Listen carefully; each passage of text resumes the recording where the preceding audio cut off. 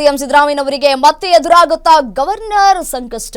CM Siddu, DCM DK ಶಿವಕುಮಾರ್ಗೆ governor tension. CM Siddaramaiah, DCM DK Shivakumar ವಿರುದ್ಧ ದೂರು ಸಲ್ಲಿಕೆಯಾಗಿದೆ. ರಾಜ್ಯಸಭಾ ಸದಸ್ಯ ಜಿಸಿ ಚಂದ್ರಶೇಖರ್ ವಿರುದ್ಧವೂ ಗವರ್ನರ್ಗೆ ದೂರನ್ನ ಸಲ್ಲಿಕೆ ಮಾಡಲಾಗಿದೆ.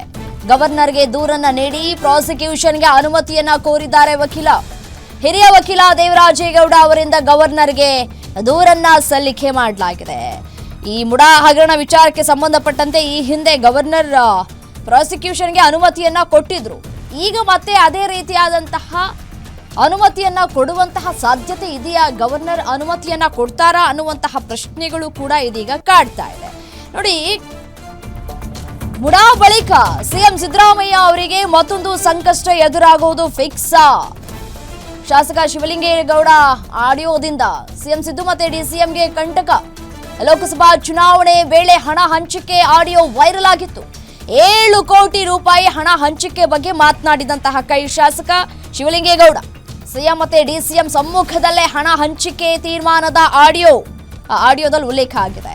ಕಾಂಗ್ರೆಸ್ನ ಅಭ್ಯರ್ಥಿ ಶ್ರೇಯಸ್ ಪಟೇಲ್ ಪರ ಹಣ ಹಂಚಿಕೆ ಮಾಡಿರುವಂತಹ ತೀರ್ಮಾನ ಮತ್ತೆ ಬೇಲೂರಿನ ಮತದಾರರಿಗೆ ತಲಾ 500 ರೂಪಾಯಿನಂತೆ ಹಣವನ್ನ ಹಂಚಿಕೆ ಮಾಡಿರೋದ್ರ ಬಗ್ಗೆ ಆಡಿಯೋ ವೈರಲ್ ಆಗಿತ್ತು. ದಾಖಲೆಗಳನ್ನ ಇಟ್ಟುಕೊಂಡು ಗವರ್ನರ್ಗೆ ದೂರನ್ನ ಸಲ್ಲಿಕೆ ಮಾಡಲಾಗಿದೆ. CM Siddaramaiah, DCM DK Shivakumar ವಿರುದ್ಧ ಕ್ರಮವನ್ನ ಕೋರಿ ದೂರನ್ನ ನೀಡಲಾಗ್ತಾ ಇದೆ. ಡಿಸಿಎಂ ಡಿಕೆಶಿಗೆ ಗವರ್ನರ್ ಕೊಡ್ತಾರ ಶಾಕ್? ಹಾಗಿದ್ರೆ ಶಿವಲಿಂಗೇಗೌಡ ಅವರು ಮಾತನಾಡಿದಂತಹ ಸಂದರ್ಭದಲ್ಲಿ ಏನ್ ಮಾತನಾಡಿದ್ರು, ಆಡಿಯೋದಲ್ಲಿ ಏನಿದೆ, ಒಮ್ಮೆ ನೋಡ್ತಾ ಹೋಗೋಣ ಬನ್ನಿ. ಹೇಳ್ಬಿಡ ಅವ್ರಿಗೆ, ನಿನಗೆ 6 ಕೋಟಿ ಬಂದಿತ್ತಪ್ಪ, ನೀನೊಂದು ಕೋಟಿ ಹಾಕ್ಬೇಕಂತ 7 ಕೋಟಿ ಹಾಕಿ ಹಂಚು ಅಂತ ಹೇಳು. ಏನೋ 1,000 ಹಂಚಿದ್ರೆ ಹೊಡಿತಾರಷ್ಟೇ. ಆಮೇಲೆ 500 ಹಂಚ್ಬೇಕು ಅಂತಲೇ ತೀರ್ಮಾನ ಆಗಿರೋದು. ಇಲ್ಲ ಹೇಳ್ಬಿಡ ಅವ್ರಿಗೆ. ಯಾಕೆ ನಾವು ಮುಟ್ಟೋದಿಲ್ಲ, ಅದು ಹೆಂಗ್ ಮಾಡ್ಕೇತಿ ಮಾಡ್ತೀವನ್ನಿ. ನೀವು ಹಂಗ್ ಮಾತಾಡ್ದಲ್ಲ ಹಂಗ್ ಕೆಟ್ಟಿರೋದು ಇದಾಗಿರೋದು ಅವನು. ಅವು ಏನು ತಡೀಲಿ, MP ಫೋನ್ ಮಾಡ್ತೀನಿ ನಾನು, ಚಂದ್ರಶೇಖರ್. ಈಗ ಮಾಡ್ತೀನಿ ತಡಿ, ಚಂದ್ರಶೇಖರ್ ಮಾಡ್ತೀನಿ.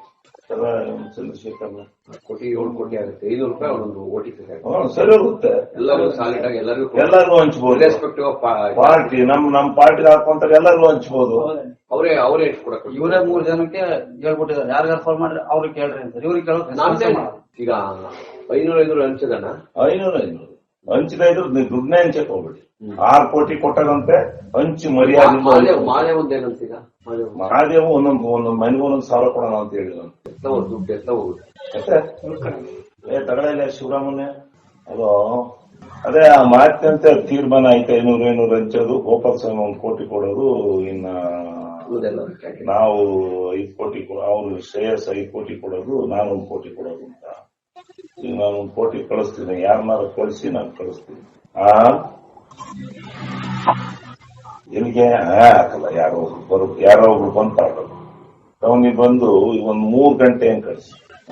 ನಾನು ಇಲ್ಲೊಂದು ಜಾತ್ರೆ ಇದೆ ಇವೆಲ್ಲ ಊರಲ್ಲಿ, ಅಲ್ಲಿ ಹೋಗಿ ಬರ್ತೀನಿ. ಇದೇ ವಿಚಾರಕ್ಕೆ ಸಂಬಂಧಪಟ್ಟಂತೆ ಮತ್ತಷ್ಟು ಅಪ್ಡೇಟ್ಸ್ ಕೊಡ್ತಾ ಹೋಗ್ತಾರೆ ನಮ್ಮ ಪ್ರತಿನಿಧಿ ದುರ್ಗೇಶ್ ದೂರವಾಣಿ ಸಂಪರ್ಕದಲ್ಲಿದ್ದಾರೆ. ದುರ್ಗೇಶ್, ಮುಡಾ ಹಗರಣ ವಿಚಾರಕ್ಕೆ ಸಂಬಂಧಪಟ್ಟಂತೆ ರಾಜ್ಯಪಾಲರು ಪ್ರಾಸಿಕ್ಯೂಷನ್ಗೆ ಅನುಮತಿಯನ್ನ ಕೊಟ್ಟಿದ್ರು ಸಿಎಂ ಸಿದ್ದರಾಮಯ್ಯನವರ ವಿರುದ್ಧ.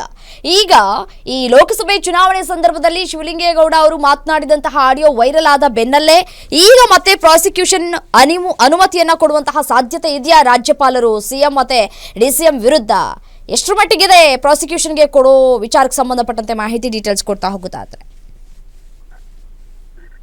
ರಮ್ಯಾ, 2024ರ ಲೋಕಸಭಾ ಚುನಾವಣೆ ವೇಳೆಯಲ್ಲಿ ಯಾವ ರೀತಿ ಮತದಾರರಿಗೆ ಹಣ ಹಂಚಬೇಕು ಅನ್ನೋ ನಿಟ್ಟಿನಲ್ಲಿ ಶಿವಲಿಂಗೇಗೌಡ ಮತ್ತು ಕಾಂಗ್ರೆಸ್ನ ಒಬ್ಬರು ಮುಖಂಡರ ಜೊತೆ ಮಾತನಾಡಿರುವಂತಹ ಆಡಿಯೋ ಇದೀಗ ಸಿಎಂ ಸಿದ್ದರಾಮಯ್ಯ ಮತ್ತು ಡಿಸಿಎಂ ಡಿಕೆ ಶಿವಕುಮಾರ್ ಅವರಿಗೆ ಸಂಕಷ್ಟವನ್ನ ತಂದೊಡ್ಡುತ್ತಾ ಅನ್ನುವಂತ ಪ್ರಶ್ನೆ ಮೂಡ್ತಿರುವಂತದ್ದು. ಯಾಕಂತಂದ್ರೆ ಅದರಲ್ಲಿ ಶಿವಲಿಂಗೇಗೌಡರು ಆ ಕಾರ್ಯಕರ್ತರೊಂದಿಗೆ ಯಾವ ರೀತಿ ಹಣ ಹಂಚಿಕೆ ಮಾಡಬೇಕು, ಅದರಲ್ಲೂ ಕೂಡ ಪ್ರಮುಖವಾಗಿ 7 ಕೋಟಿ ಮೌಲ್ಯದ ಒಂದು ಮೊತ್ತದಲ್ಲಿ ಒಂದು ಮತದಾರರಿಗೆ 500 ರೂಪಾಯಿ ತಲಾ ಹಂಚಿಕೆ ಮಾಡಬೇಕನ್ನುವ ನಿಟ್ಟಿನಲ್ಲಿ ತೀರ್ಮಾನ ಆಗಿದೆ ಅನ್ನುವಂಥ ಮಾತನ್ನ ಶಿವಲಿಂಗೇಗೌಡರು ಬಿಚ್ಚಿಟ್ಟಿರುವಂತದ್ದು. ಅದರಲ್ಲೂ ಕೂಡ ಪ್ರಮುಖವಾಗಿ ಸಿಎಂ ಸಿದ್ದರಾಮಯ್ಯ ಮತ್ತು ಡಿಸಿಎಂ ಡಿಕೆ ಶಿವಕುಮಾರ್ ಮತ್ತು ಏನು ರಾಜ್ಯಸಭಾ ಸದಸ್ಯರುವಂತಹ ಜಿ ಚಂದ್ರಶೇಖರ್ ಅವರ ನೇತೃತ್ವದಲ್ಲಿ ಈ ಒಂದು ನಿರ್ಧಾರ ಆಗಿದೆ ಅನ್ನುವಂತ ಮಾತನ್ನ ಆಡಿರೋದ್ರಿಂದ ಈ ಒಂದು ಗೆಲುವಿನ ಹಿಂದೆ ಅವರು ಶ್ರೇಯಸ್ ಪಟೇಲ್ ಅವರ ಗೆಲುವಿನ ಹಿಂದೆ ಮತದಾರರಿಗೆ ಹಣ ಹಂಚಿಕೆ ಮಾಡಲಾಗಿದೆ.